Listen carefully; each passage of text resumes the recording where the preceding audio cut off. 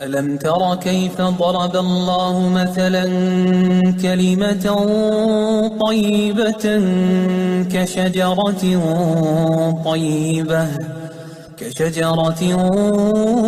طيبة أصلها ثابت وفرعها في السماء.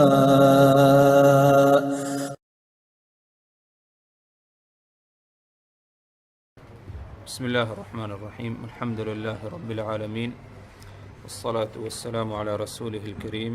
اما بعد، اللہ تبارک و تعالی پر حمد و ثنا اور اس کے نبی کریم صلی اللہ علیہ وسلم پر بے شمار بے عدد درود و سلام کے بعد، دین کا علم حاصل کرنا یہ ایک بہت ہی بڑی نیکی ہے۔ دین کا علم حاصل کرنا اس کا شمار نیک اعمال میں ہوتا ہے، اور اہل علم کی ایک بہت بڑی جماعت کا یہ کہنا ہے کہ نفلی عبادات میں سب سے اہم دین کا علم حاصل کرنا ہے۔ نفلی عبادات میں سب سے اہم عبادت دین کا علم حاصل کرنا ہے۔ تو دین کا علم حاصل کرنا یہ ایک عبادت، اور عبادت میں ایک اہم ترین عبادت ہے۔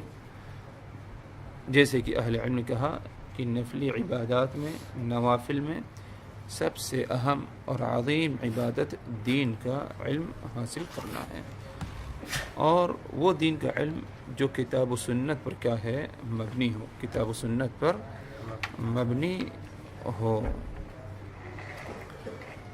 اور یقیناً اگر انسان کے پاس دین کا علم ہوگا، شریعت کا علم ہوگا، کتاب و سنت کا علم ہوگا، ایسا انسان کیا ہے، ہر قسم کی خیر اور بھلائی حاصل کر سکے گا، دنیا میں بھی آخرت میں بھی۔ اور جس قدر انسان کے اندر علم کی کمی ہوگی، علم سے دور ہوگا، اتنا ہی زیادہ انسان خیر اور بھلائی سے کیا ہے، محروم رہے گا۔ اور دین کے علم میں سب سے اہم علم جو حاصل کیا جائے وہ ہے عقیدے کا علم۔ عقیدے سے متعلق باتیں، اس کا علم حاصل کیا جائے۔ اور عقیدے میں بھی سب سے بہترین اور اہم جو حصہ ہے وہ توحید ہے۔ اللہ تبارک و تعالی کی ذات سے متعلق علم، اللہ کے اسماء و صفات سے متعلق، الوہیت اور ربوبیت سے متعلق کیا ہے، علم حاصل کیا جائے۔ یہ سب سے اہم ترین عظیم کیا ہے، علم ہے۔ ہمارے درمیان جو ایک چھوٹی مختصر کتاب ہے، اصول ثلاثہ کتاب، اگر دیکھا جائے تو ایک بہت ہی مختصر اور چھوٹی کتاب ہے، لیکن اس کتاب میں جو علم اور معلومات ہے، بہت ہی اہم معلومات اور بہت ہی اہم علم ہے۔ ایسی معلومات، ایسے علم جو انسان کو ہر دن اس کی کیا ہے، ضرورت پڑتی ہے۔ ایسی باتیں اس کتاب میں کہ انسان کو اگر ان باتوں کا علم نہ ہو تو انسان کیا ہے، بہت ہی زیادہ کیا ہے، بڑا ناکارہ ہوگا، اور اس کے اندر جو ہے ہر قسم کی کمی پائی جائے گی۔ تو الغرض یہ کتاب اصول ثلاثہ، اہل علم نے اسے ہمیشہ اہمیت دیا ہے، اور خاص طور پر اس میں جو باتیں ہیں اس کتاب میں، ان باتوں کو بھی اہل علم نے اہمیت دیا ہے۔ مطلب یہ کتاب کوئی نئی چیز، نئی بات اس میں نہیں، بلکہ کتاب و سنت ہی سے مستنبط حاصل کی ہوئی باتیں کیا ہے، اور مفہوم جو ہے اس کتاب میں رکھا گیا ہے۔ اہل علم نے ہمیشہ ان باتوں کو اہمیت دی، اور خاص طور پر یہ کتاب جب تالیف ہوئی، مؤلف نے تالیف کیا اس کے بعد سے اس کتاب کو بھی کیا ہے بہت ہی زیادہ اہمیت حاصل. کتاب کو پڑھنا اور زبانی یاد کرنا، یہ عمل رہا ہمارے علماء کا، آج بھی یہی عمل ہے. کتاب اصول ثلاثہ، اس کو پڑھانا اور اسے زبانی یاد کرنا، پوری کتاب، یہ ہمارے اہل علم کا کیا ہے ہمیشہ معمول رہا اور آج تک یہی معمول ہے. بلکہ یہ بھی ماحول پایا گیا کہ بعد نماز فجر اس کتاب کے لیے کیا ہے وقت مقرر کیا جاتا. ہر دن اگر نہ ہو تو ہفتے میں کم از کم کچھ دن جو ہے ضرور جو ہے ایام مقرر ہوتے کہ جس میں نماز فجر بعد کیا ہے اس کتاب کو یاد کرنا، زبانی پڑھنا اور پڑھانے کی کیا ہے معمول رہا. اور اس کتاب کو اتنی زیادہ جو اہمیت حاصل ہوئی، اس کی کئی وجہ ہیں، بلکہ 2 اہم وجہ ہے. پہلی وجہ یہ ہے کہ یہ کتاب ایک مختصر کتاب ہے. یہ کتاب ایک مختصر کتاب ہے اور علم ایک ہی دفعے میں پورا حاصل نہیں کیا جاتا. یعنی اگر کوئی علم حاصل کرنا چاہے دین کا تو ایک دفعے میں مکمل علم حاصل کرنا یہ چیز کیا ہے ناممکن ہے، یا یکدم ایک دفعہ میں علم کی گہرائی تک پہنچنا یہ چیز ناممکن اور مشکل ہے. تو شروعات جو علم کی ہوتی ہے علم حاصل کرنے کی وہ مختصر کتابوں سے ہوتی ہے، جن میں سے ایک مختصر کتاب ثلاثۃ الاصول یا اصول ثلاثہ ہے. علم تھوڑا تھوڑا کر کے حاصل کیا جاتا ہے، نہ کہ ایک دفعے میں جو ہے مکمل علم اور علم کی گہرائی میں جانے کی کوشش کی جائے، بلکہ تھوڑا تھوڑا کر کے علم حاصل کیا جائے. جیسے کہ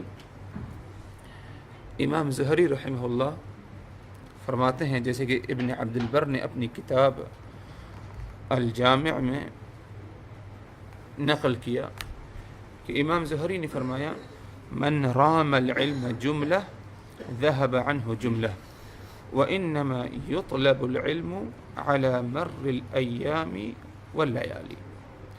جس نے علم کو ایک دفعہ میں مکمل حاصل کرنے کی کوشش کی، پہلی ہی دفعہ میں علم کی گہرائی تک جانے کی کوشش کی، تو اس سے علم بھی چلے جائے گا، ختم ہو جائے گا ایک ہی دفعے میں. اور جس نے علم حاصل کیا تھوڑا تھوڑا کر کے، لمبا وقت کیوں نہ لگایا اس کے لیے، تو اس کا علم کیا ہے ہمیشہ باقی رہے گا. اور یہی صحیح طریقہ ہے علم حاصل کرنے کا. اور اگر غور کیا جائے،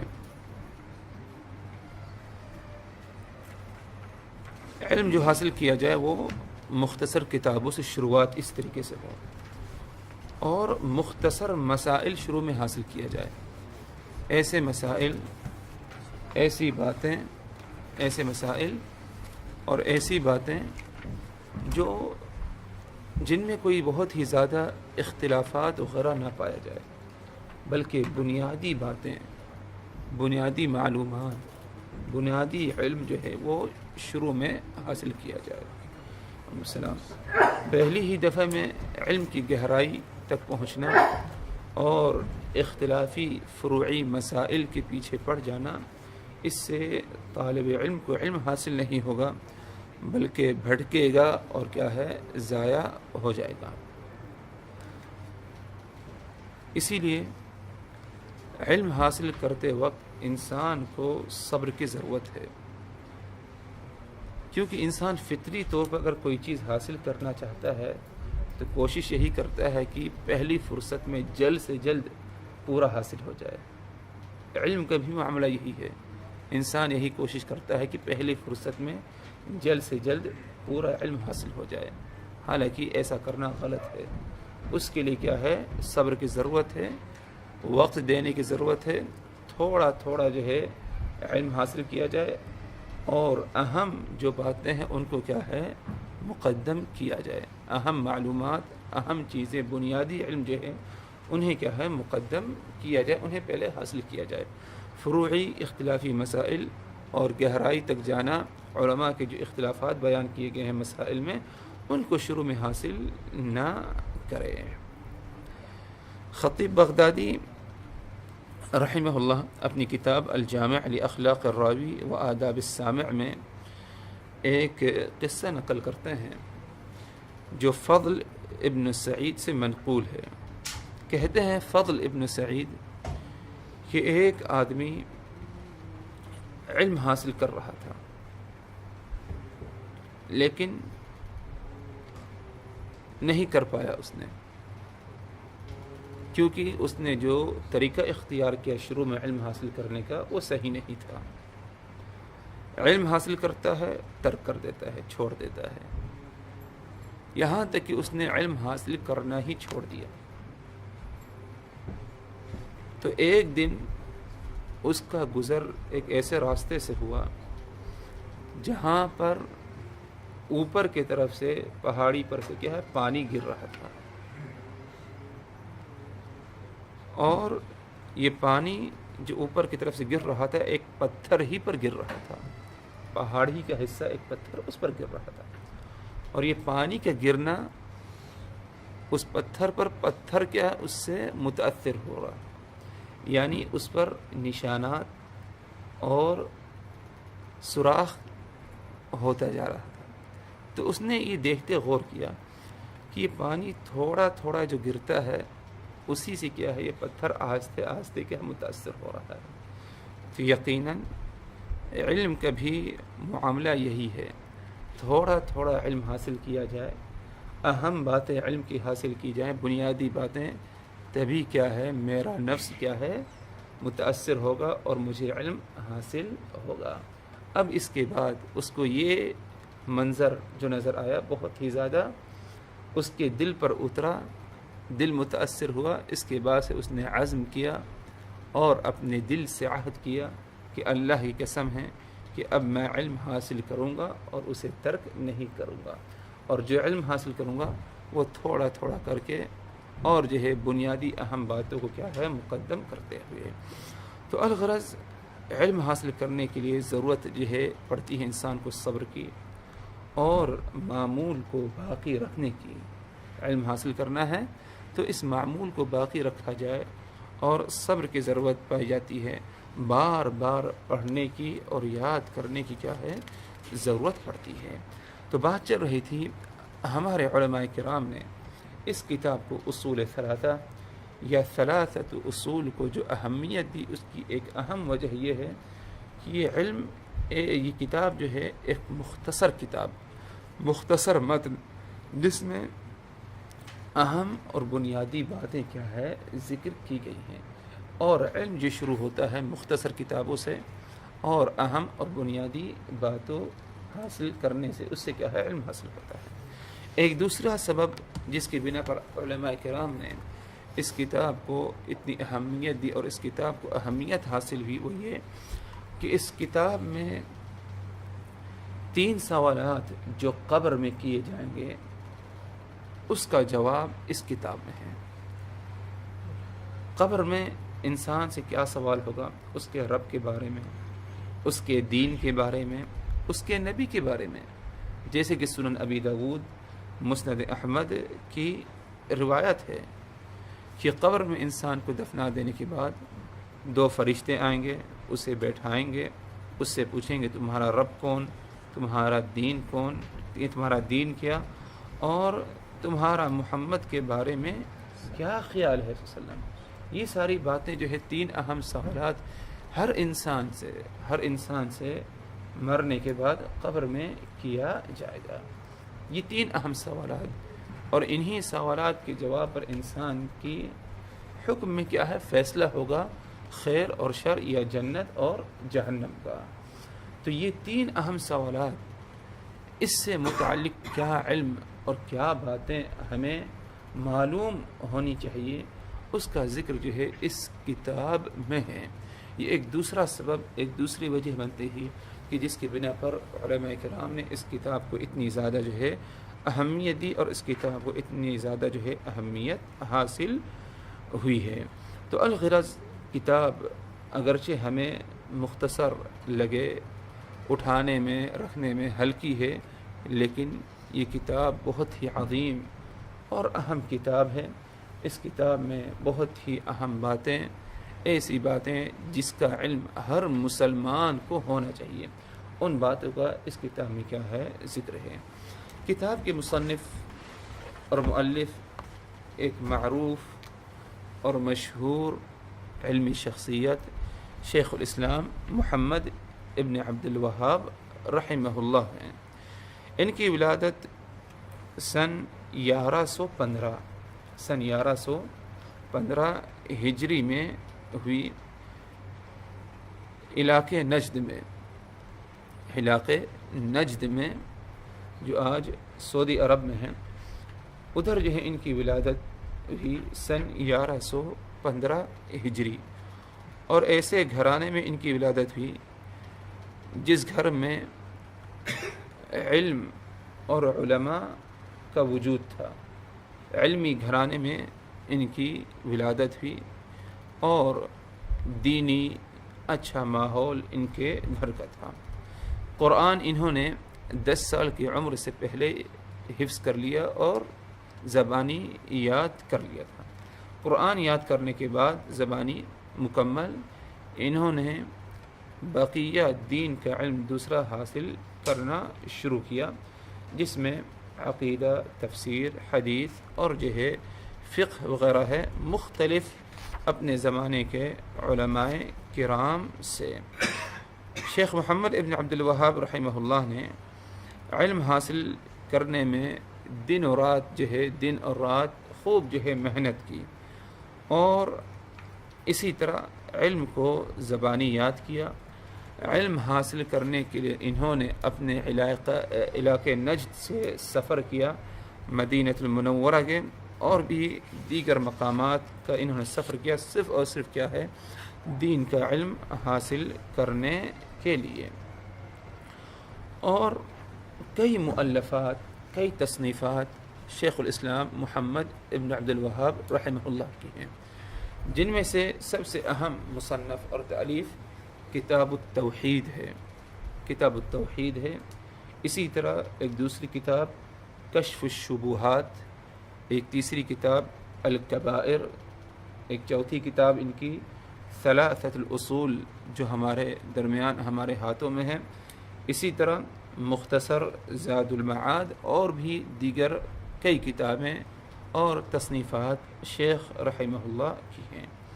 ان کی وفات 1206 ہجری میں ہوئی۔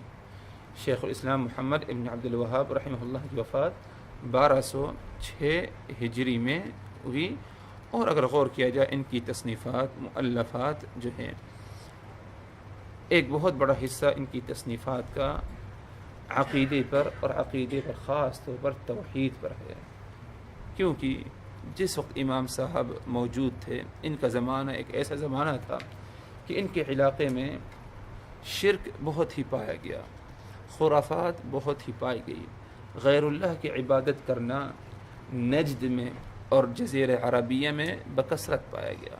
تو شیخ رحمہ اللہ ایک بہت ہی بڑے مجاہد گزرے ہیں، جنہوں نے توحید کو اس جزیرہ عربیہ میں پھیلایا، لوگوں کو صحیح دین کی طرف بلایا، شرک کو اور اسی طرح خرافات سے لوگوں کو کیا ہے بچانے کی کوشش کی، اپنی زبان سے، اپنی کتابوں کے ذریعے، لوگوں کو علم دینے کے ذریعے۔ اگر دیکھا جائے یہ کتاب اصول ثلاثہ یا ثلاثۃ الاصول، اس کی شروعات شیخ رحمہ اللہ نے اس طریقے سے کی۔ فرمایا مؤلف رحمہ اللہ نے، بسم اللہ الرحمن الرحیم، اعلم رحمک اللہ انہ یجب علینا تعلم 4 مسائل الأولى العلم وهو معرفة الله ومعرفة نبيه ومعرفة دين الإسلام بالأدلة. الثانية العمل به. الثالثة الدعوة إليه. الرابعة الصبر على الأذى فيه. والدليل قوله تعالى بسم الله الرحمن الرحيم والعصر إن الإنسان لفي خسر إلا الذين آمنوا وعملوا الصالحات وتواصوا بالحق وتواصوا بالصبر. قال الشافعي رحمه الله تعالى لو ما أنزل الله حجة على خلقه إلا هذه السورة لكفتهم. وقال البخاري رحمه الله تعالى باب العلم قبل القول والعمل. والدليل قوله تعالى فاعلم أنه لا إله إلا الله واستغفر لذنبك. فبدأ بالعلم قبل القول والعمل. شیخ نے شروعات جو کی بسم اللہ سے کی کتاب کی اور کہا بسم اللہ الرحمن الرحیم. بسم اللہ الرحمن الرحیم. بسم اللہ سے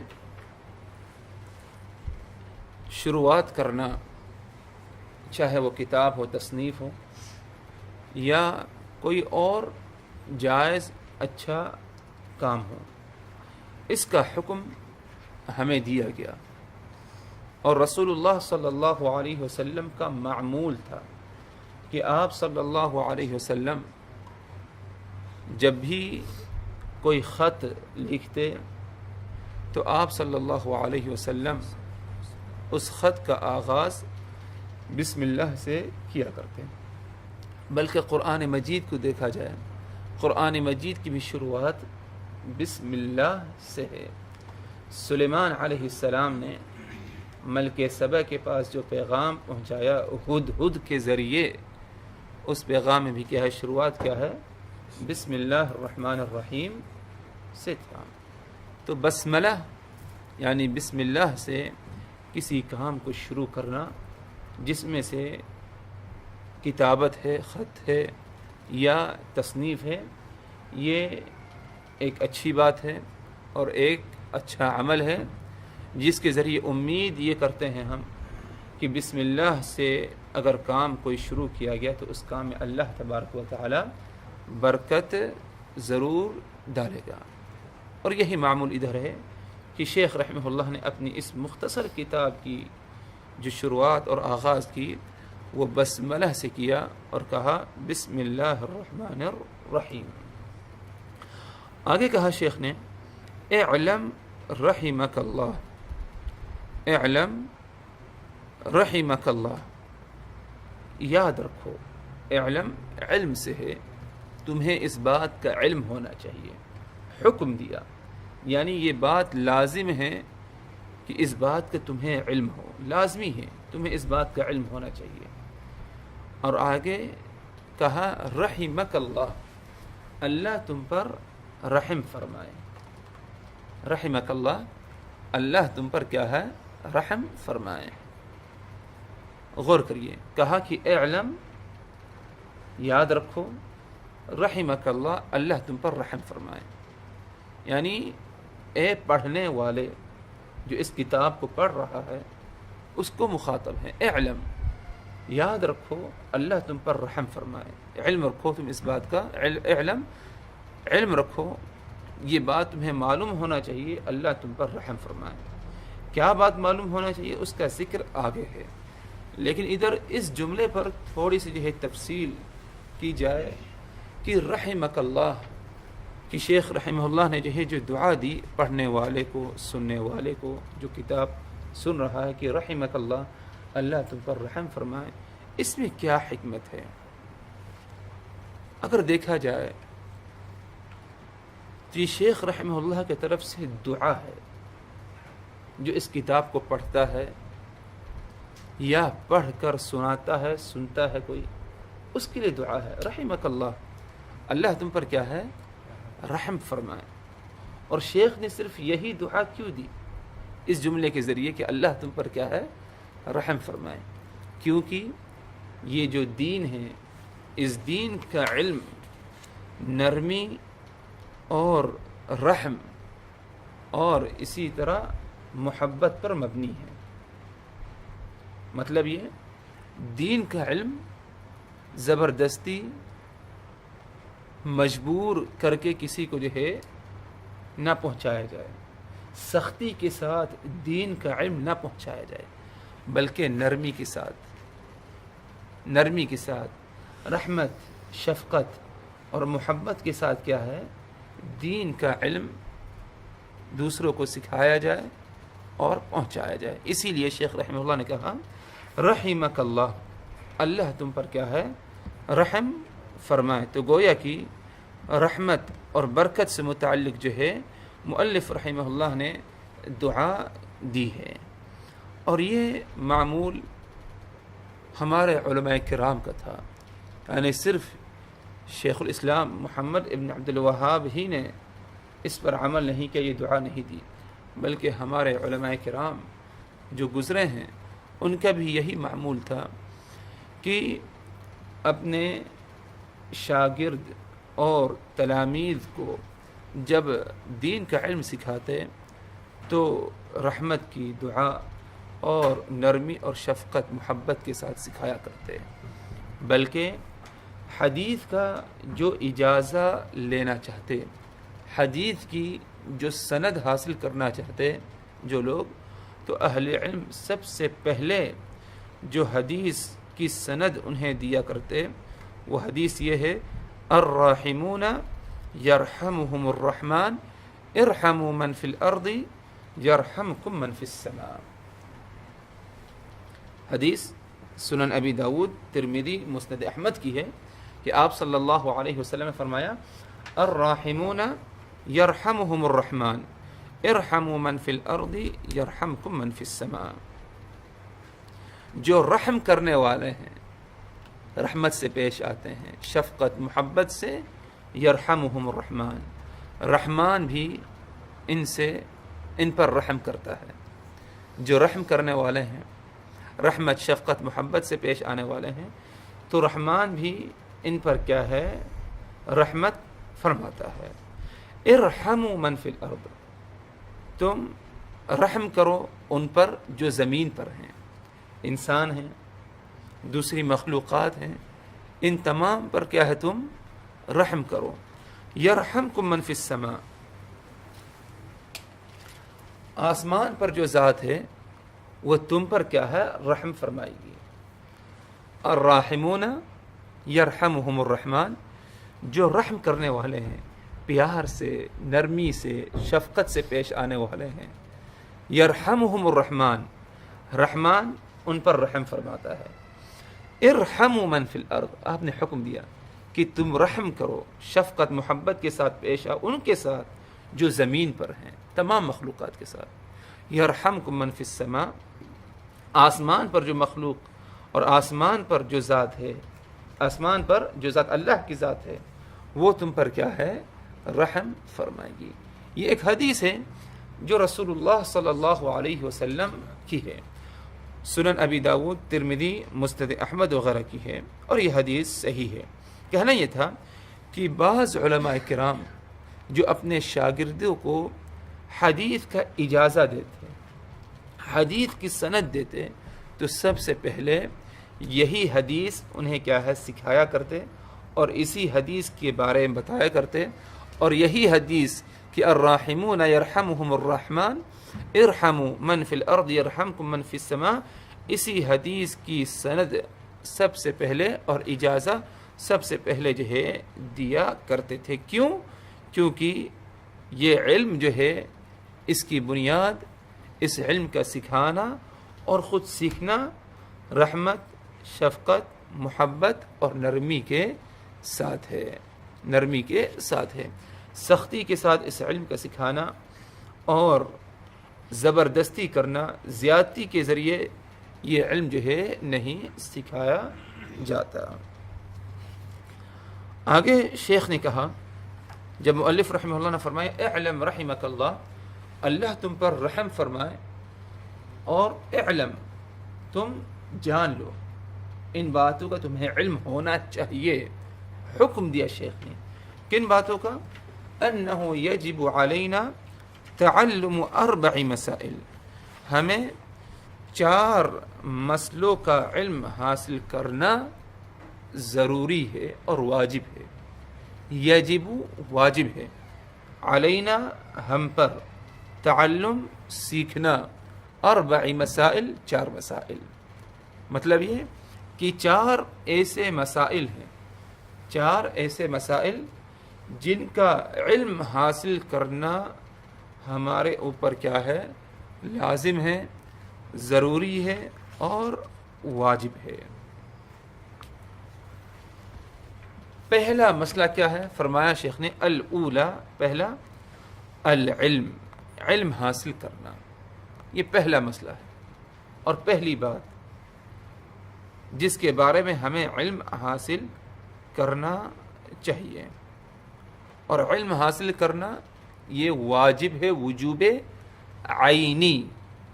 وجوب کی 2 قسمیں ہیں یا فرض کی 2 قسمیں ہیں، یاد رکھیے. ایک ہے وجوب عینی اور دوسری قسم وجوب کفائی یا فرض عین، فرض کفایہ.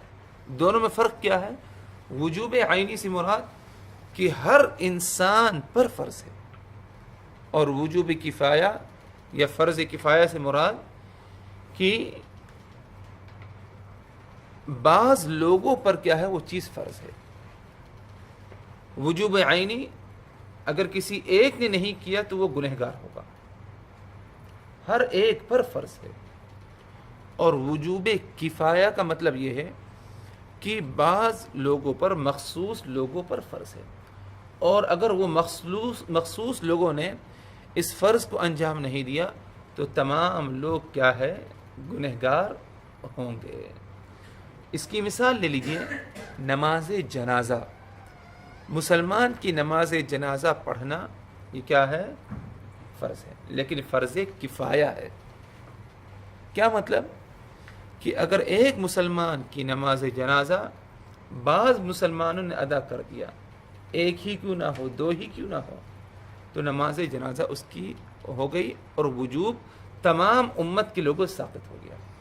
لیکن اگر کسی نے نماز جنازہ نہیں پڑھی اس کی، تو تمام لوگ جن کو اس کی موت کی خبر پہنچی ہے، تمام لوگ کیا ہے؟ گنہگار ہوں گے. تو یہ اسے کیا کہتے ہیں؟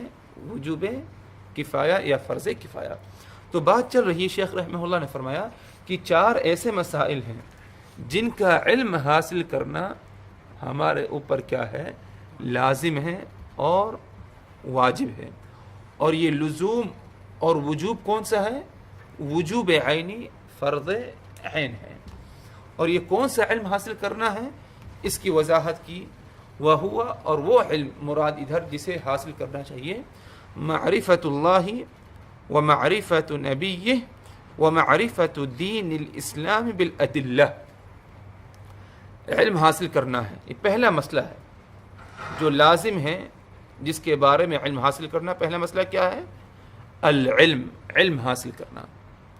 اور کون سا علم مراد ہے ادھر؟ اس کی وضاحت کی. ہر علم نہیں بلکہ ایک مخصوص علم ہے جس کا حاصل کرنا، جس کا سیکھنا ہم پر کیا ہے؟ لازم ہے، فرض ہے، واجب ہے. وہ کون سا علم ہے؟ شیخ رحمہ اللہ نے، مؤلف رحمہ اللہ نے کہا معرفت اللہ و معرفت نبیہ و معرفت دین الاسلام بالادلہ. وہ علم جس کے ذریعے اللہ کو پہچانا جائے، نبی کو پہچانا جائے اور دین اسلام کو پہچانا جائے. رب، نبی اور دین اسلام، ان تینوں چیزوں کی معرفت انسان کو حاصل ہو بالادلہ، دلیل کے ساتھ. رب کی معرفت، نبی کی معرفت اور اسلام کی معرفت، پہچان، یہ تینوں دلیل کے ساتھ ہو. یہ چیز ہم پر کیا ہے؟ سیکھنا واجب ہے اور ضروری ہے. مطلب یہ کہ ان تینوں اہم بنیادی چیزوں کا علم حاصل کیا جائے. کیا؟ کہ بندہ اپنے رب کو پہچانے، بندہ اپنے رسول کو پہچانے، اور بندہ اپنے دین اسلام کو پہچانے. اس کا علم حاصل کرنا ضروری ہے، نہ کہ انسان اس میں کیا ہے تقلید کرے. تقلید سے مراد یہ کہ لوگ کہتے آ رہے ہیں کہ کوئی رب ہے، مان لیا. لوگ کہتے آ رہے ہیں کہ آخری نبی محمد صلی اللہ علیہ وسلم، اسے مان لیا. لوگ کہتے آ رہے ہیں کہ جو ہے دین اسلام ایک صحیح اور آخر دین، یہی ایک واحد دین ہے، مان لے. اس سے کام نہیں چلے گا، بلکہ اس کی دلیل کے بارے میں معلوم ہونا چاہیے کہ رب ایک ہے، اس کی کیا دلیل. آخری رسول محمد رسول اللہ صلی اللہ علیہ وسلم ہے، اس کی کیا دلیل. دین اسلام ہی ایک واحد صحیح آخر دین ہے، اس کی کیا دلیل. اس کا علم دلیل کے ساتھ ہر ایک کو ہونا چاہیے، نہ کہ سنی سنائی باتوں پر کیا ہے عمل کرے اور اسی پر کیا ہے اکتفا کرے. تو تقلید خاص طور پر عقیدے سے متعلق جو باتیں ہیں اس میں تقلید کی بالکل اجازت اور گنجائش نہیں ہے کسی مسلمان کو، بلکہ عقیدے سے متعلق جو بنیادی باتیں ہیں اور خاص طور پر رب کی پہچان، رسول اور نبی کی پہچان، اسی طرح دین اسلام کی معرفت اور پہچان، اس کا علم دلیل کے ساتھ حاصل کرنا کتاب و سنت سے ہر ایک پر لازم ہے. اس معاملے میں تقلید کی اجازت نہیں ہے، تقلید کی اجازت نہیں ہے.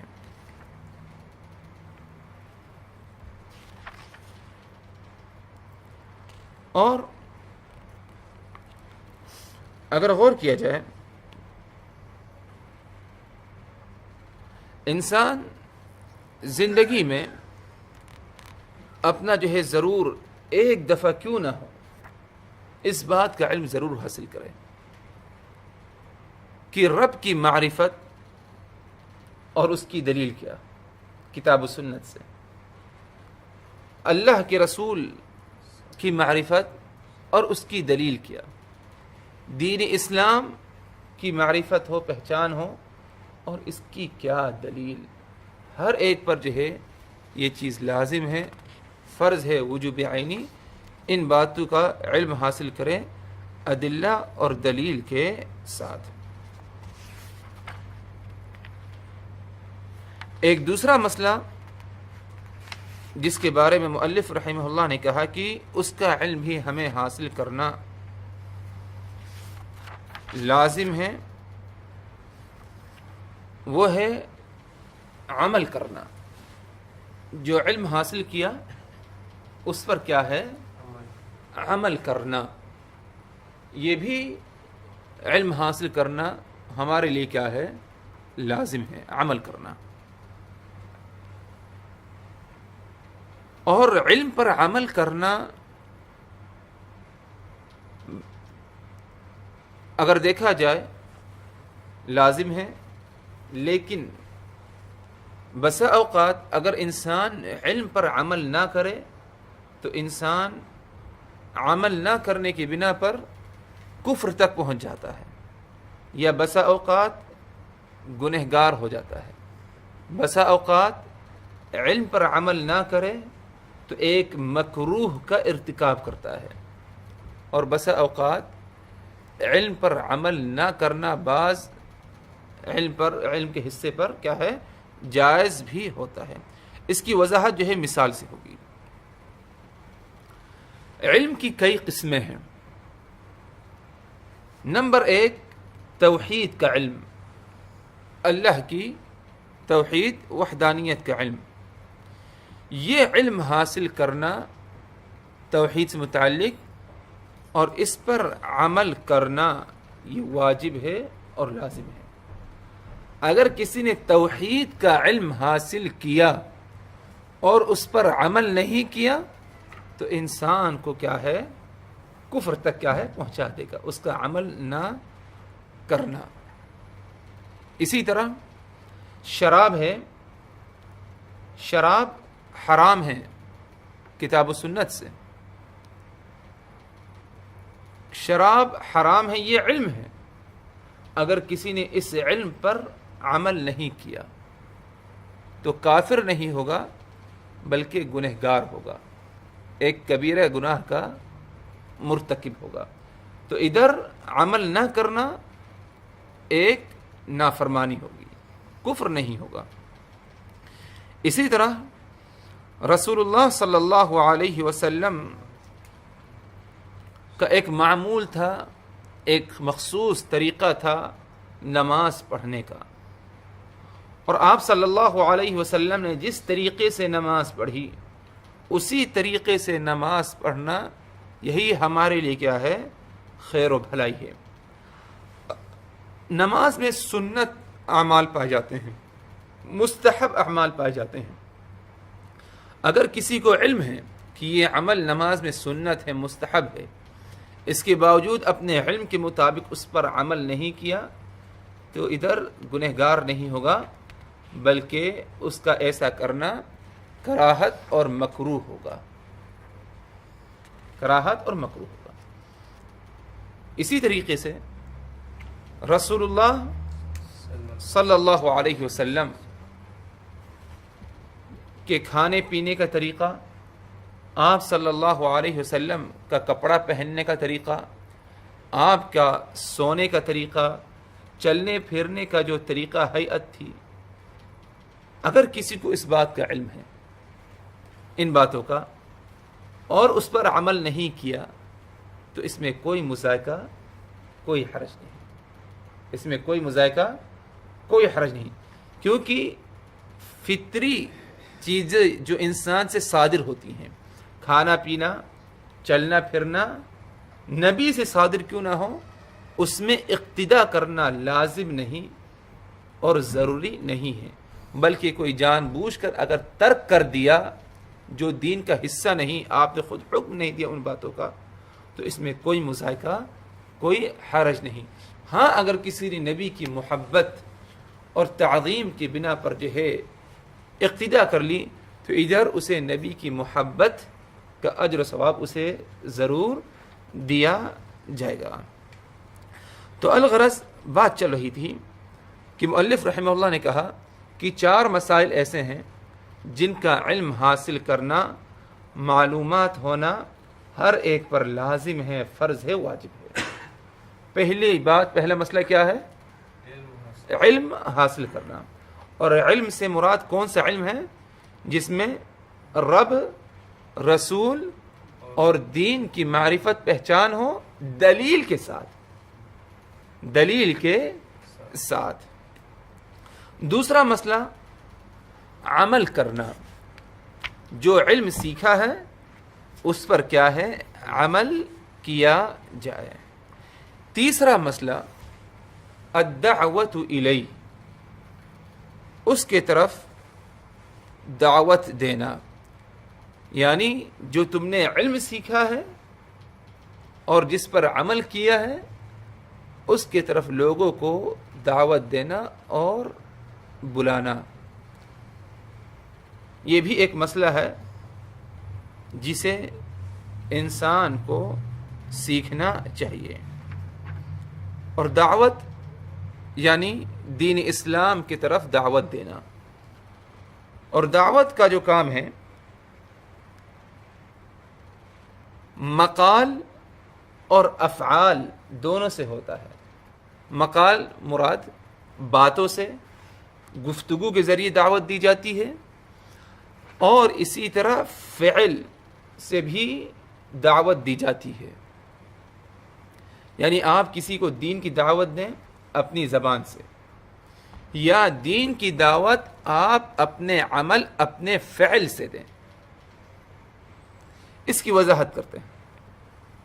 مقال یعنی آپ اپنی زبان سے دین کی دعوت دیں، توحید کی دعوت دیں، اسلام کی دعوت دیں، چاہے فردی طور پر ہو یا کئی لوگوں کے درمیان کھڑے ہو کر انہیں دعوت دی جائے اپنی زبان سے بول کر، یا اپنے فعل سے۔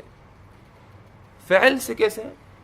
بس اوقات آپ ایک عمل کرتے ہیں نیک عمل، اور اس مقصد کے لیے کرتے ہیں کہ دوسرے کیا ہے اس عمل کی پہچان ہو جائے اور اس عمل کی رہنمائی ہو جائے،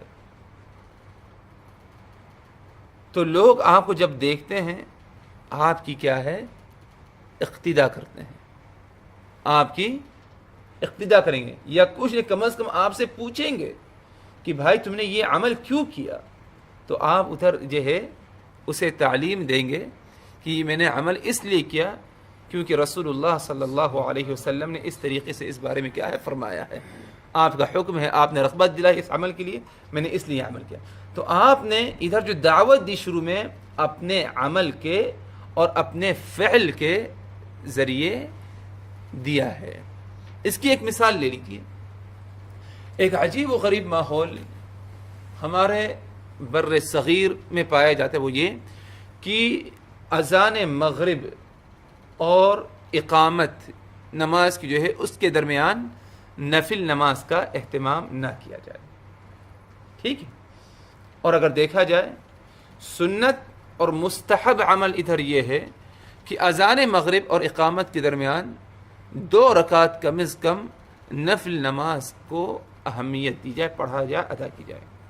اللہ کے رسول صلی اللہ علیہ وسلم کا فرمان ہے صلوا قبل المغرب صلوا قبل المغرب صلوا قبل المغرب لمن شاء، تو مغرب سے پہلے نماز پڑھو، مغرب سے پہلے نماز پڑھو، مغرب سے پہلے نماز پڑھو، لمن شاء جو پڑھنا چاہے۔ آپ صلی اللہ علیہ وسلم کا ایک دوسرا فرمان کہ ہر اذان اور اقامت کے درمیان نماز ہے، ہر اذان اور اقامت کے درمیان کیا ہے نماز ہے، یہ آپ کا حکم ہے، سنت عمل ہے۔ اب اگر آپ جو ہے ایسی جگہ موجود ہیں، ایسے ماحول میں موجود ہیں جہاں پر لوگوں کا معمول نہیں اور لوگوں نے اس سنت کو ترک کر دیا ہے کہ اذان مغرب اور اقامت نماز مغرب کے درمیان 2 رکعت یا چند رکعت نفل نمازوں کا اہتمام کیا جائے، اگر آپ ایسے ماحول میں ہیں اور آپ کو علم ہے کہ 2 رکعت نفل نماز کم از کم کیا پڑھنا چاہیے، تو ایسے موقع پر آپ پر فرض ہے، واجب ہے کہ آپ لوگوں کو اس بات کی طرف دعوت دیں کہ اذان مغرب اور اقامت کے درمیان کیا ہے نفل نماز کم از کم 2 رکعت کا اہتمام کیا جائے، اس پر عمل کیا جائے۔ آپ دعوت کیسے دیں؟ اپنی زبان سے دیں، اپنے قول سے، یا اپنے فعل سے دیں، اپنے فعل سے۔ اگر آپ نے اپنی زبان سے دے دیا ٹھیک ہے، یا آپ جو ہے 2 رکعت اگر خود پڑھیں تو ساروں کی نگاہ آپ پر ہے، لوگ آپ کی اقتدا کریں گے، آپ سے پوچھیں گے کہ آپ نے یہ 2 رکعت کیوں پڑھا، آپ جو ہے اسے بتائیں گے۔ تو اب ادھر کیا ہے آپ نے کیا ہے اس طریقے سے بھی کیا ہے لوگوں کو دین کی طرف، صحیح دین اور صحیح باتوں کی طرف کیا ہے لوگوں کیا ہے دعوت دی ہے۔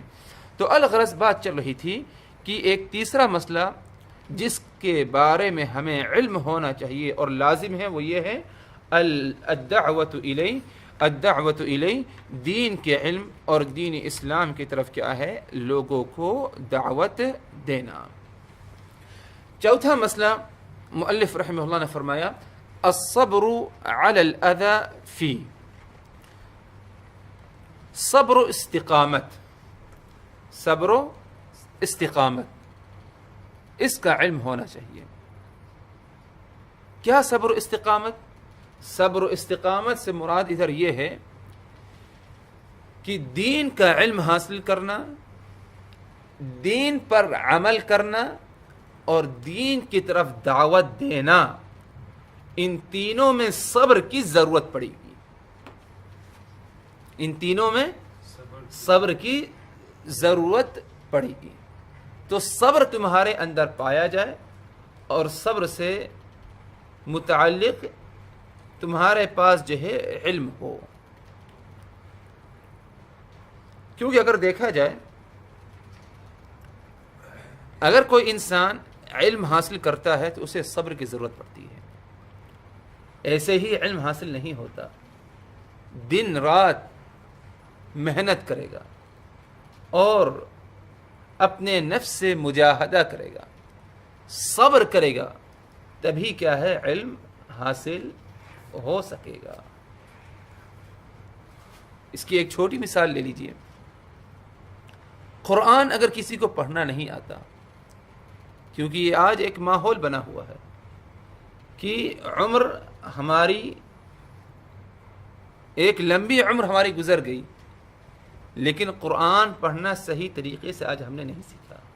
اور واللہ کہتا ہوں ایسے لوگوں کا سامنا کرنا پڑا بسا اوقات جو تجارت کے مالک ہیں، تجارت کے مالک، کئی دکانوں کے مالک، کاروبار ہے،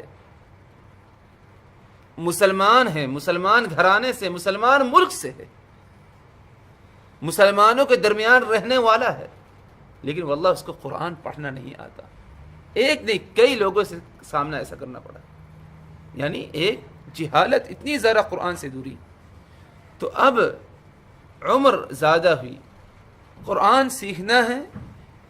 اس مرحلے میں خاص طور پر اگر چھوٹی عمر کا ہے تو اس کے لیے سیکھنا آسان ہوتا ہے، لیکن عمر اگر بڑی ہو جائے تو کوئی علم حاصل کرنا، قرآن ہی کا علم کیوں نہ ہو، تو بہت آسان نہیں بنسبت چھوٹی عمر کے. تو ایسے موقع پر اگر قرآن پڑھنا نہیں آتا تو قرآن پڑھنا سیکھا جائے. آپ کو کیا ہے، صبر کی ضرورت پڑے گی. ایک دفعہ میں حاصل نہیں ہوگا، ہفتے بھر میں حاصل نہیں ہوگا، بلکہ ایک طویل عرصہ، شاید آپ کو کئی مہینوں لگ سکتے ہیں قرآن صحیح طریقے سے پڑھنا اور قرآن کی اہم اور بنیادی صورتیں جو ہیں جیسے کہ سورہ فاتحہ وغیرہ ہیں، ان کو زبانی کیا ہے، یاد کرنا. تو دین کا علم حاصل کرنے کے لیے کیا ہے، صبر کی ضرورت ہے. دین کا علم جو حاصل کیا اس پر عمل کرنا کیا ہے، لازم ہے. تو عمل کرنے پر بھی صبر کی ضرورت ہے. آپ دین کے پر عمل کرتے ہیں، لوگ آپ کو بہت کچھ کہیں گے. نیکی پر عمل کریں گے، لوگ بہت کچھ کہیں گے، بلکہ ہو سکتا ہے زبردستی آپ کو نیک عمل کرنے سے روکا جائے. آپ کی جان، آپ کا مال بھی خطرے میں پڑ سکتا ہے. ادھر کیا ہے، آپ کو عمل کرنا ہے، صبر اختیار کرنا ہے. علم ہے، عمل ہے. دین کی طرف دعوت دینا ہے، اس میں بھی صبر کی ضرورت پڑتی ہے. انبیاء کرام کو اگر غور کیا جائے، انبیاء کرام نے صحیح دین کی طرف اپنی قوم کو دعوت دیا اور انہیں تکلیف بھی پہنچائی گئی. ایذا، تکلیف، پریشانیوں کا سامنا کرنا پڑا. یہ نہیں کہ تکلیف ایذا کے ڈر سے اپنی دعوت کو روک دیا، بلکہ برداشت کیا، صبر کیا، اور صبر کرتے ہوئے کیا ہے، زیادہ زیادہ کیا ہے، دعوت، پیغام جو ہے انہوں نے کیا ہے، پہنچایا. اور جتنا زیادہ انسان کے اندر علم ہوگا، جتنا زیادہ عمل کرنے والا ہوگا، اور جو جتنا زیادہ دعوت دینے والا ہوگا، اتنا ہی زیادہ اسے آزمایا جائے گا اور اتنا ہی زیادہ اسے صبر کی ضرورت پڑے گی. ایمان میں جو جتنا زیادہ پختہ ہے اتنا ہی زیادہ اسے کیا ہے، آزمایا جاتا ہے. سب سے زیادہ جنہیں آزمایا گیا وہ انبیاء کرام ہیں. انبیاء کرام کے بعد جن کو سب سے زیادہ آزمایا جائے گا وہ ایمان والے ہیں، اور ایمان میں جو جتنا زیادہ مضبوط ہے اتنا ہی زیادہ اسے کیا ہے، آزمایا جائے گا. جیسے کہ رسول اللہ صلی اللہ علیہ وسلم کا فرمان ہے. تو ایک داعی جو دین اسلام کی طرف دعوت دیتا ہے، اس پر یہ فرض ہے کہ دعوت دیتے ہوئے صبر کا پہلو اپنے اندر کیا ہے، لے آئے. اللہ تبارک و تعالی نے اپنے نبی کو حکم دیا، فاصبر کما صبر اولو العزم من الرسل ولا تستعجل لهم. اے نبی، آپ بھی صبر کریں. اور کیسے صبر کریں؟ کما صبر اولو العزم من الرسل، جس طریقے سے اولو العزم بہت ہی زیادہ صبر کرنے والے رسول اور پیغمبروں نے صبر کیا، اسی طریقے سے آپ بھی صبر کریں. ولا تستعجل لهم، اور جو ہے جلدی نہ کرو لوگوں کی ہدایت کے لیے. فاصبر ان وعدك الله ان فاصبر ان وعد الله حق ولا يستخفنك الذين لا يوقنون. آپ صبر کریں، اللہ کا وعدہ حق ہے. ولا يستخفنك الذين لا يوقنون، جو اللہ اس کے رسول پر ایمان نہیں رکھتے، تمہاری دعوت کو قبول نہیں کرتے، کہیں وہ تمہیں بے صبرا نہ کر دیں اور صبر سے تمہیں دور نہ کر دیں. اللہ تبارک و تعالی نے اپنے نبی کو بھی صبر کا کیا ہے حکم دیا ہے.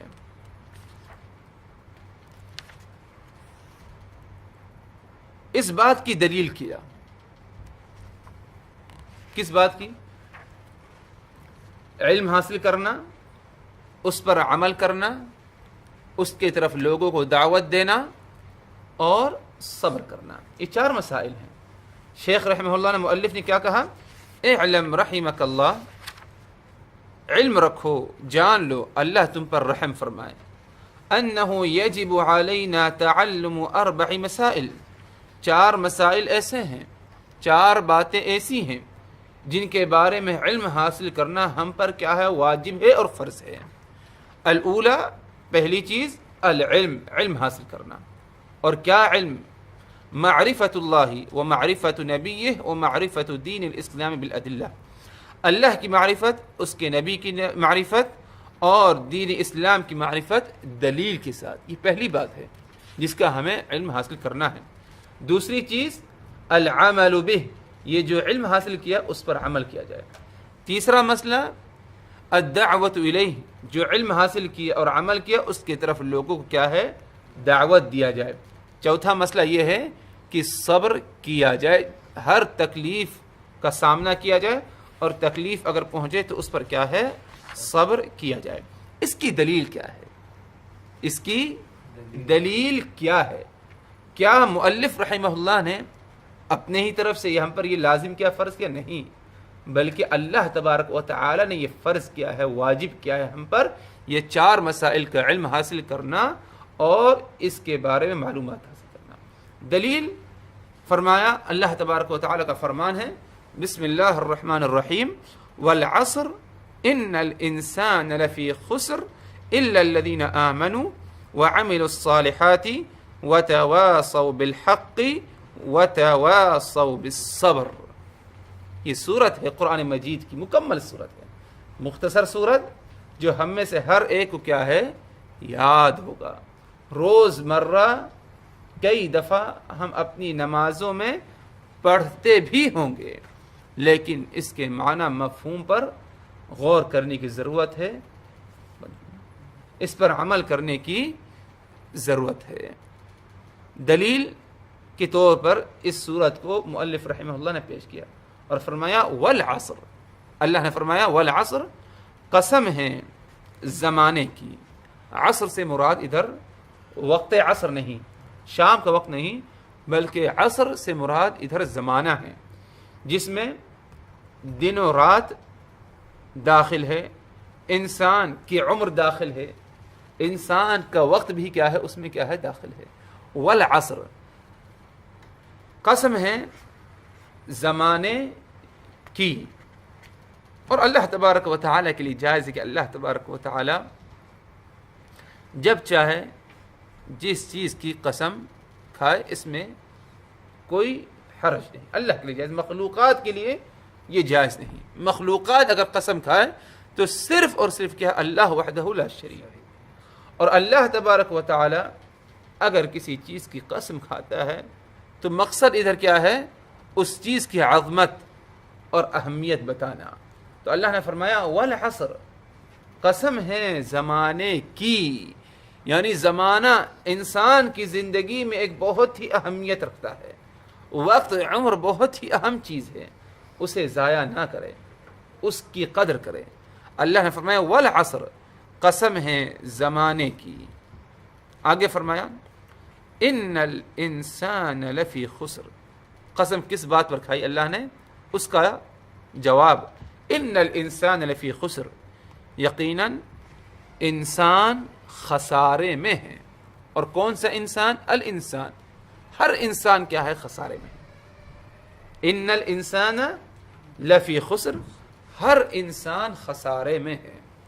ادھر اگر غور کیا جائے اس آیت پر کہ ان الانسان لفی خسر، انسان خسارے میں ہے، اللہ تبارک و تعالی نے اس بات کو کہ انسان خسارے میں ہے بہت ہی زیادہ تاکید کی، بلکہ 3 چیزوں سے، 3 باتوں سے تاکید کی۔ نمبر 1 قسم، نمبر 1 قسم کے ذریعے تاکید کی، والعصر، یعنی کسی بات کو ثابت کرنا ہو اور لوگوں کو یقین دلانا ہو تو اس کے لیے ہم اور آپ بھی کیا قسم کھاتے ہیں، اللہ کی قسم۔ یہ معاملہ اس طریقے سے ہے، بات کو مزید تاکید اور ثابت کرنے کے لیے۔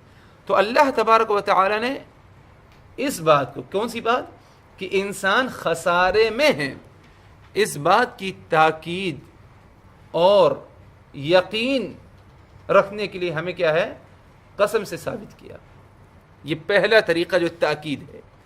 دوسری چیز انا آیا، عربی میں انا یقیناً کے لیے استعمال کیا جاتا ہے، ان الانسان یقیناً، حالانکہ قسم ایک تاکید ہے، ایک دوسری تاکید کیا ہے، انا آیا ہے۔ تیسری جو تاکید ہے لفی، فی میں لام آیا ہے، لام بھی ادھر انا کے ساتھ اگر آ جائے تو تاکید کے لیے کیا ہے، استعمال کیا جاتا ہے، تاکید کے لیے استعمال کیا جاتا ہے۔ تو یہ بات کہ انسان خسارے میں ہے، اس بات کی تاکید اللہ تبارک و تعالی نے 3 چیزوں سے کی۔ نمبر 1 قسم، نمبر 2 انا، نمبر 3 لام کے ذریعے۔ تو ادھر یہ بات ثابت ہوئی کہ انسان خسارے میں ہے، یہ بات بہت ہی اہم بات ہے، اس پر ہمیں یقین رکھنا چاہیے۔ اور 3 چیزوں سے اس بات کی جو تاکید ہوئی، کیوں؟ کیونکہ اکثر و بیشتر لوگ، خاص طور پر کفار مکہ، مشرکین مکہ، اس بات کا انکار کیا کرتے تھے کہ ہر انسان خسارے میں کیسے ہو سکتا ہے۔ تو اللہ تبارک و تعالی نے اس بات کی تاکید کے لیے کیا ہے، 3 طریقوں سے کیا ہے تاکید کی۔ نمبر 1 قسم، نمبر 2 انا، نمبر 3 فی میں جو لام پایا گیا، کہ یقیناً ہر انسان، قسم ہے یقیناً ہر انسان خسارے میں ہے، ہر ایک کو اس پر کیا ہے، یقین آنا چاہیے۔ آگے اللہ تبارک و تعالی نے خسارے سے مستثنی کیا اگر ایک انسان میں 4 صفات پائی جائیں، اگر ایک انسان میں 4 باتیں، 4 خوبیاں، 4 صفات پائی جائیں تو وہ خسارے سے مستثنی ہے، خسارے میں نہیں۔ اور اگر یہ 4 صفات، 4 خوبیاں ایک انسان میں نہ پائی جائیں تو وہ انسان کیا ہے، خسارے میں ہے۔ کیا ہے؟ اللہ نے فرمایا الا الذین آمنوا وعملوا الصالحات وتواصوا بالحق وتواصوا بالصبر۔ خسارے میں وہ لوگ نہیں ہیں، وہ لوگ مستثنی ہیں۔ نمبر 1 جنہوں نے ایمان لے آیا، جنہوں نے ایمان لے آیا۔ نمبر 2 جنہوں نے عمل صالح کیا، جنہوں نے عمل صالح کیا۔ بات کیا ہے، شیخ نے کیا کہا کہ 4 مسائل ایسے ہیں جن کا علم حاصل کرنا، معلومات ہونا ہر ایک پر لازم فرض ہے۔ پہلا مسئلہ علم حاصل کرنا، اور ایمان کیا ہے؟ ایمان علم ہی ہے۔ انسان کسی بات پر اس وقت یقین کرے گا جب اسے اس بات کی حقیقت کے بارے میں معلوم ہوگا، رب کی معرفت ہوگی، نبی کی معرفت، دین اسلام کی معرفت ہوگی، تو آپ کے اندر ایمان پایا جائے گا، اور یہ ایمان ہی کیا ہے؟ علم ہے۔ تو اللہ نے مستثنی کیا، پہلی وہ صفت کیا ہے جو خسارے سے انسان کو بچائے؟ آمنو، جن کے اندر ایمان پایا جائے، یہ ایمان ہی کیا ہے؟ علم ہے۔ اور دوسرا مسئلہ جس کا علم ہونا چاہیے وہ کیا ہے؟ عمل کرنا۔ اس کی وضاحت آگے ہے اس آیت میں، وَعَمِلُوا الصَّالِحَاتِ، جنہوں نے نیک اعمال کیا۔ ایمان علم ہے، اور علم ایمان کے بعد کیا ہے؟ بیٹھے نہیں رہے بلکہ عمل کیا اس پر، اور عمل صالح کا اہتمام کیا۔ آگے فرمایا ابھی 2 مسئلے رہے ہیں، کیا ہے؟ اس کی طرف دعوت دینا اور صبر کرنا. اس کی کیا دلیل ہے؟ اللہ نے فرمایا وَتَوَاصَوْا بِالْحَقِّ، جنہوں نے ایک دوسرے کو حق کی وصیت کی، حق کی تلقین کی. حق سے مراد صحیح باتیں، اچھی باتیں، کتاب و سنت. دین اسلام دین حق ہے، دین اسلام دین حق ہے. اس کی جو ہے ایک دوسرے کو وصیت کی، دعوت دی. تو یہ دوسرا جو مسئلہ ہے کہ علم کی طرف دعوت دیا جائے، تو اس کی دلیل کیا ہے؟ وَتَوَاصَوْا بِالْحَقِّ، جو کہ امر معروف والنہی عن المنکر ہے. چوتھا مسئلہ کہ صبر کیا جائے، اس کی دلیل اللہ نے فرمایا اسی صورت میں آخر میں وَتَوَاصَوْا بِالصَّبْرِ، جو آپس میں ایک دوسرے کو صبر کی وصیت، صبر کی تلقین اور صبر کی طرف کیا ہے؟ دعوت دیتے ہیں. تو دین کا علم حاصل کرنا، کون سا علم؟ جس میں اللہ، اس کے رسول، دین اسلام کی پہچان اور معرفت ہو، دلیل کے ساتھ عمل ہو، اور اس لیے دعوت دی جائے، آخر میں اس پر صبر بھی کیا جائے. صبر کی دلیل بھی اس صورت میں موجود ہے. وَتَوَاصَوْا بِالصَّبْرِ، اللہ نے فرمایا کہ آپس میں ایک دوسرے کو صبر کی کیا ہے؟ تلقین، وصیت کرتے ہیں. یہ 4 صفات کسی کے اندر اگر پائی گئی، 4 خصلتیں، ایمان جو کہ علم کے بعد ہی آتا ہے، اور عمل صالح، اسی طرح حق، اور اسی طرح حق کی طرف وصیت، حق کی طرف دعوت دینا، اسی طرح صبر کی وصیت کرنا، یہ 4 اگر جو ہے خصلت اور صفات کسی کے اندر پائی گئی تو وہ خسارے سے اپنے آپ کو کیا ہے؟ بچا لیتا ہے. ورنہ اگر ان میں سے کوئی ایک نہیں تو انسان کیا ہے؟ خسارے میں ہے. انسان کیا ہے؟ خسارے میں ہے. اور صبر کی جو ہے 3 قسمیں ہیں، یاد رکھیے ہمیشہ، صبر کی 3 قسمیں ہیں. نمبر 1 صبر علی الطاعہ، نمبر 2 صبر عن المعصیہ، نمبر 3 صبر علی اقدار اللہ التي تسر والتي تؤلم. پہلی قسم صبر کی ہے اللہ کی اطاعت میں صبر کرنا. اطاعت الہی میں صبر کی ضرورت پڑتی ہے. فجر کی نماز کے لیے اٹھ کر کے آنا، اس کے لیے صبر کی ضرورت ہے. دین کا علم حاصل کرنا جو کہ ایک عبادت ہے، اس میں بھی صبر کی کیا ہے؟ ضرورت ہے. یہ پہلی قسم صبر کی. دوسری قسم صبر کی صبر عن المعصیہ، نافرمانیوں سے اپنے آپ کو بچانا، اس میں بھی صبر کی ضرورت ہے.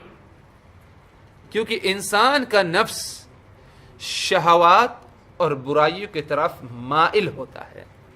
نفس کو کنٹرول کرنا، نفس کو روکنا اس برائیوں سے، اس میں صبر کی ضرورت ہے. تیسری قسم صبر کی ہے صبر علی اقدار اللہ التي تسر والتي تؤلم.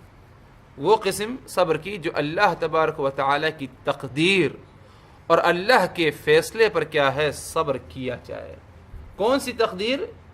جو ہمیں خوشی ہو اور جس کے ذریعے ہمیں ہو سکتا ہے تکلیف بھی شاید پہنچے، ہمیں پسند نہ ہو، کوئی مصیبت آ جائے، پریشانی آ جائے، یہ بھی تقدیر میں لکھا ہے، اس پر بھی کیا ہے؟ صبر کیا جائے. یہ 3 قسم جو ہے صبر کی ہے، اور یہ تینوں قسم صبر کی ضرورت پڑتی ہے علم حاصل کرنے میں، اس پر عمل کرنے میں اور دعوت دینے میں. یہ تینوں قسم صبر کی کیا ہے؟ اس میں کیا ہے؟ ضرورت پڑتی ہے.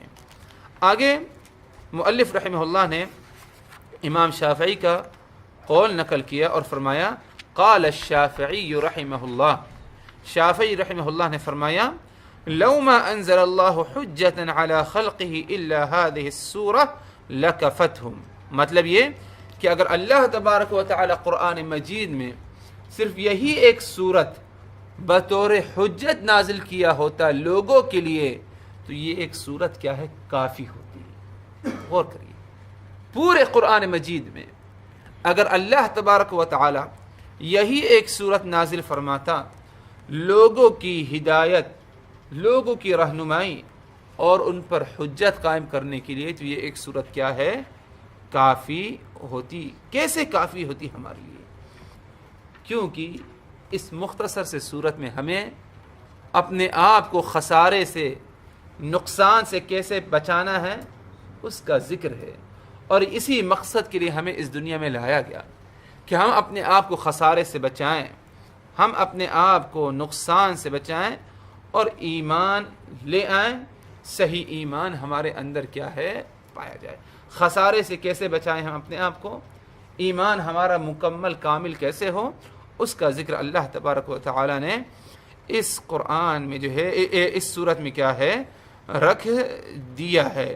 تو اس صورت میں ہر وہ چیز موجود ہے جو انسان کو رب کی رضامندی تک لے جائے اور نبی کی اتباع کروائے. اس صورت میں کیا ہے؟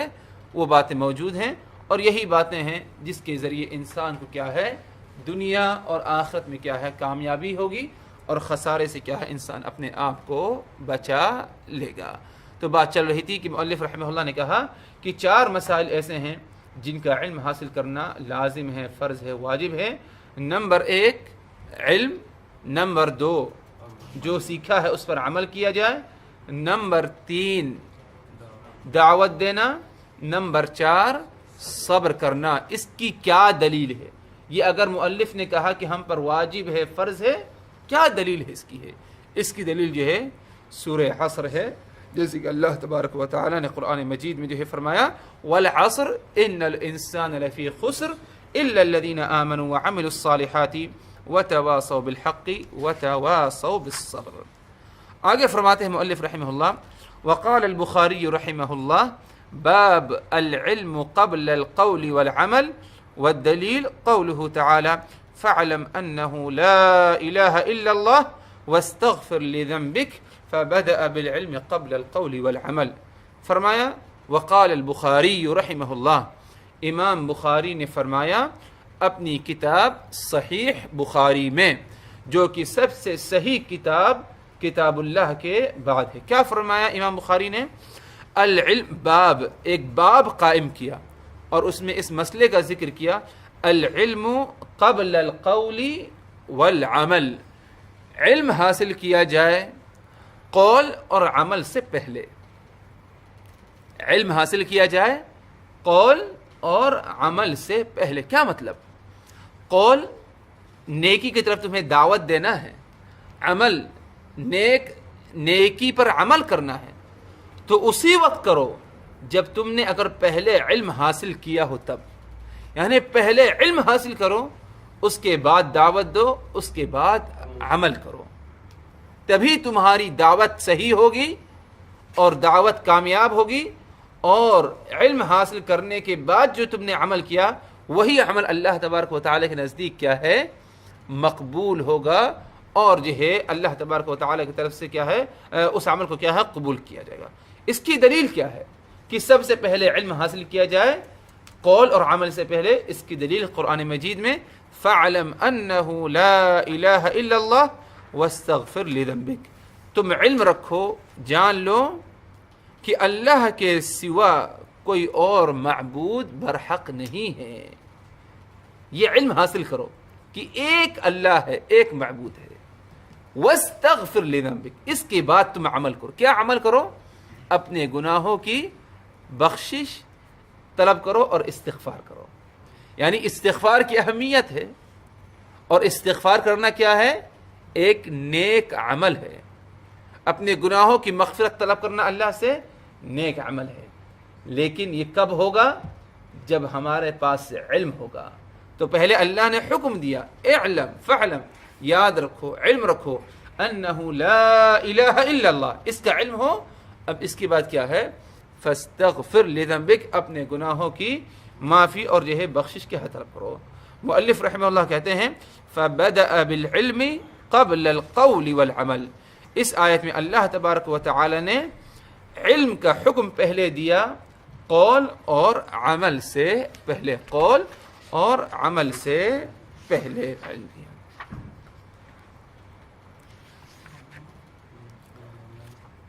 ادھر جو ہے ہم اکتفا کرتے ہیں، اور باقی جو باتیں ہیں انشاءاللہ جو ہے اس پر جو ہے اگلی ملاقات میں جو ہے بات ہوگی۔ اتنا یاد رکھیے آج کی محفل میں جو خلاصہ ہے، بنیادی باتیں جو ہم اپنے ذہن میں رکھیں کہ مؤلف رحمہ اللہ نے 4 مسائل سیکھنا کے بارے میں ہمیں کہا کہ یہ ہم پر کیا ہے، واجب ہے، فرض ہے، ضروری ہے۔ نمبر 1 علم، اور کون سا علم؟ جس میں اللہ کی پہچان، رسول اور دین کی پہچان ہو۔ دوسری عمل کی، دلیل کے ساتھ یہ علم جو ہو دلیل کے ساتھ تقلید نہ ہو، دلیل معلوم ہو کتاب و سنت سے۔ دوسرا مسئلہ جس پر عمل کا، جس کا علم حاصل کرنا، وہ کیا ہے؟ عمل کرنا۔ تیسرا مسئلہ دعوت دینا۔